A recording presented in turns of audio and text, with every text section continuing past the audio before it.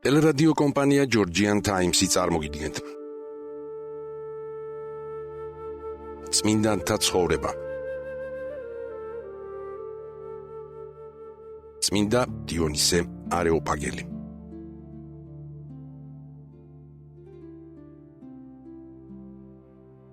ქრისტიანული ეკლესიის ისტორიაში არსებობენ ადამიანები, რომელთა ცხოვრებაშიც ანტიკური განათლება და ქრისტიანული რწმენა ერთმანეთს შეხვდა.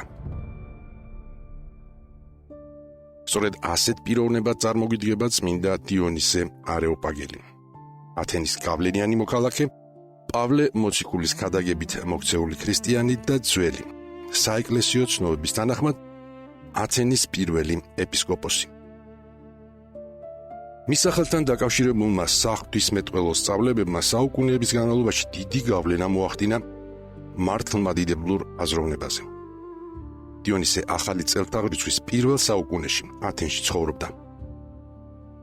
მისი ადრეული ცხოვრების შესახებ ზუსტი ისტორიული ცნობები თითქმის არ შემონახულა.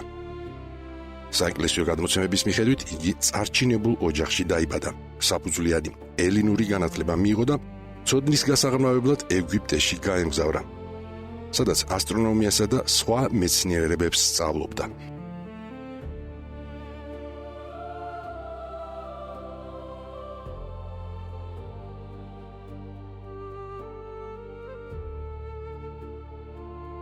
გადმოცემა მოგვითხრობს, რომ ქრისტეს ჯვარცმის დროს დიონისე ეგვიპტის ქალაქ ჰელიოპოლისში იმყოფებოდა და უჩვეულო სიბნელეს შეესწრო.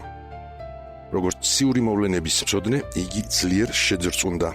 მოგვიანო საეკლესიო თხზულებები მას მიაწერენ სიტყვებს: ან თავად სამყაროს შემოქმედი იტანჯება, ან ხილული სამყარო თავისი არსებობის დასასრულს უახლოვდება.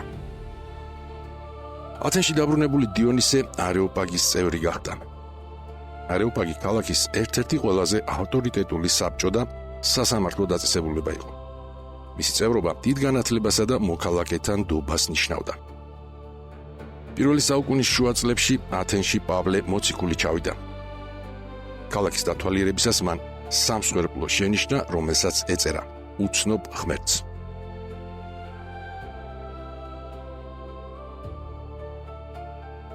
ათენელ ფილოსოფოსებს პავლეს სწავლების მოსმენა სურდათ და იგი არეოპაგის წინაშე მიიყვანეს. პავლე მათ იმ ღმერთს ესაუბრა, რომელსაც ისინი ჯერ კიდევ არ იცნობდნენ. სამყაროს შემოქმედზე, რომელიც ყველას სიცოცხლესა და სუნთქვას ანიჭებს.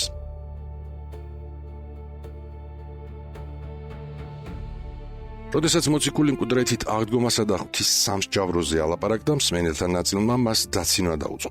თუმცა რამდენიმე ათენელმა მისი ქადაგება გულით მიიღო და ქრისტე ირწმუნა. მოციქულთა საქმეები, მათ შორის დიონისე არეოპაგელს, ქალს სახელად დამარის და კიდევ რამდენიმე ადამიანს ასახელებს. შეხვედრა დიონისეს ცხოვრების გარდამტეხი მომენტი გახდა. განათლებულმა მსაჯულმა ქრისტიანულ სწავლებაში ის ჭეშმარიტება დაინახა, რომელსაც მთელი ცხოვრება ეძებდა.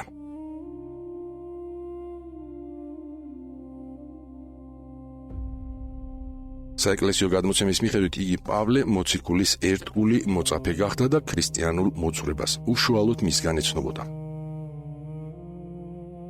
მოგვიანებით პავლე მოციქულმა დიონისეს ხელი დაასხა და ათენის ეკლესიის მწყემსობა მიანდო. ევსები კესარიელი თავის საეკლესიო ისტორიაში გადმოგცემს ძველ ცნობას, რომლის მიხედვითაც დიონისე ათენის პირველი ეპისკოპოსი იყო. ეს რთული და სახიფათო მსახურება გახდათ. ქრისტიანობა ჯერ კიდევ მცირე და ხშირად დევნილი სარწმუნოება იყო. ათენში კი წარმართული ტრადიციები და ფილოსოფიური სკოლები ძლიერ გავლენას ინარჩუნებდნენ. ასეთ გარემოში დიონისე ხალხს ქრისტეს მოძღვრებას უქადაგებდა.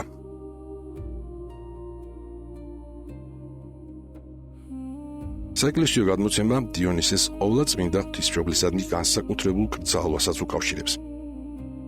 გადმოცემის თანახმად იგი იერუსალიმში გაემგზავრა, რათა ყოვლადწმინდა ქალწული პირადად ენახა.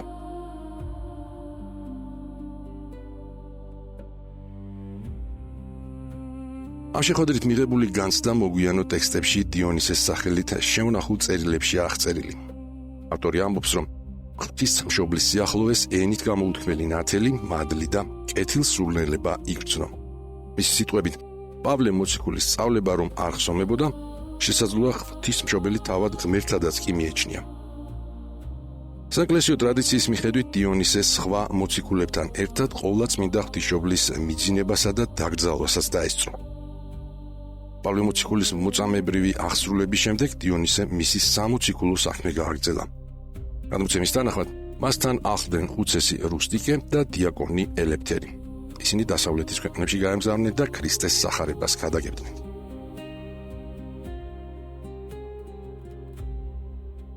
ქართული და აღმოსავლური საეკლესიო გადმოცემების მიხედვით დიონისემ გალიასაც მიაღწია ტერიტორიას, რომელიც დღევანდელი საფრანგეთის ნაწილს მოიცავდა.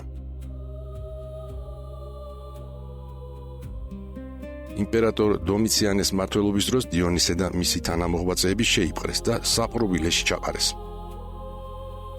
ჰაგიოგრაფიული გადმოცემა მოგვითხრობს, რომ სიკვდილით დასჯის წინაღამეს საპყრობილეში სასწაული მოხდა. წმინდა დიონისემ საღვთო ლიტურგია აღასრულა, რომლის დროსაც მას უფლის ანგელოზები გამოეცხადნენ.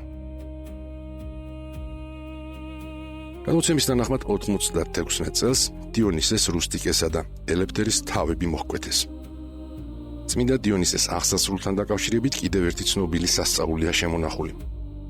გადმოცემით თავმოკვეთილმა მღვდელმთავარმა საკუთარი თავი ხელში აიღო, ფეხზე წამოდგა და გარკვეული მანძილი გაიარა. მხოლოდ ამის შემდეგ დაეცა უსულოდ. მისი წმინდა ცხედარი კეთილმსახურმა ქრისტიანმა ქალმა გატულა დიდი პატივით დაკრძალა.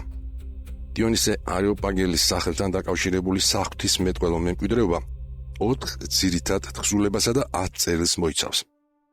ეს თხზულებებია: საღვთო სახელთა შესახებ, ზეციური იერარქიის შესახებ, საეკლესიო იერარქიის შესახებ, მისტიკური ღვთისმეტყველების შესახებ.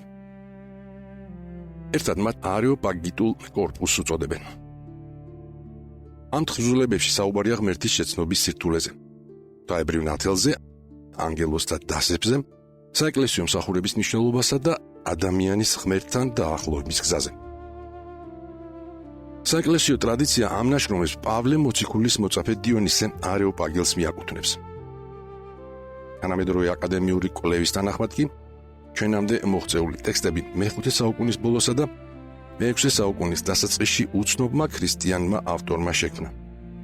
მეცნიერები მას ფსევდო დიონისე არეოპაგელს უწოდებენ. ავტორების შესახებ განსხვავებული მოსაზრებების მიუხედავად, არეოპაგიტული თხზულებების მნიშვნელობა უდავოა. მათ უდიდესი გავლენა მოახდინეს როგორც აღმოსავლეთის მართლმადიდებლურ, ისე დასავლეთის ქრისტიანულ ღვთისმეტყველებაზე. ამ ნაშრომებში ჩამოყალიბებულ სწავლებებს მრავალი საეკლესიო მამა, ღვთისმეტყველი და ფილოსოფოსი ეყრდნობოდა. საკუთრებით მნიშვნელოვანი გახდა სწავლება იმის შესახებ, რომ ღმერთი ყოველგვარ ადამიანურ სიტყვასა და წარმოდგენაზე მაღლა დგას. არეოპაგიტულმა მემკვიდრეობამ მნიშვნელოვანი ადგილი დაიკავა ქართულ კულტურაშიც. მე-11 საუკუნის მიწურულს დიდმა ქართველმა სასულიერო მოღვაწემ, თარგმნელმა და ფილოსოფოსმა წმინდა ეფრემ მცირემ არეოპაგიტული კორპუსი ბერძნულიდან ქართულად სრულად თარგმნა და ტექსტებს განმარტებებიც დაუდგა.